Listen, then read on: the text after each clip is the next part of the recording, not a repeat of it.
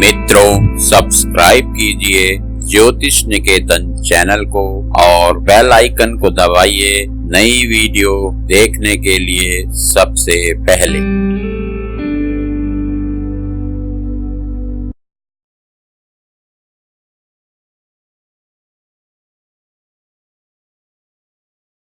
मित्रों नमस्कार, आज सेहत संबंधी चर्चा करेंगे।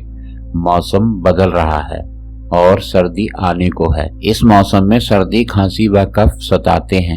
इनसे राहत 8-10 दिनों में मिल पाती है। आप इनसे जल्दी छुटकारा पाना चाहते हैं तो आपको एक आसान तरीका बताते हैं। इसे आजमा कर देखें, आपको अवश्य लाभ होगा।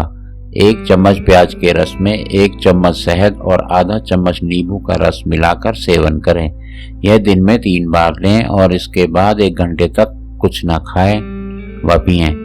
प्याज में सल्फर होता है और सेहत के लिए लाभदायी होता है। यह लीवर व शरीर से विषैले पदार्थों को बाहर निकालता है, शरीर की प्रतिरोधात्मक शक्ति बढ़ाता है और सर्दी, खांसी व जुकाम को ठीक करता है। शरीर से कफ भी बाहर कर देता है। नई चर्चा, नई वीडियो के साथ कल फिर मिलेंगे। जय हिंद दोस्तों।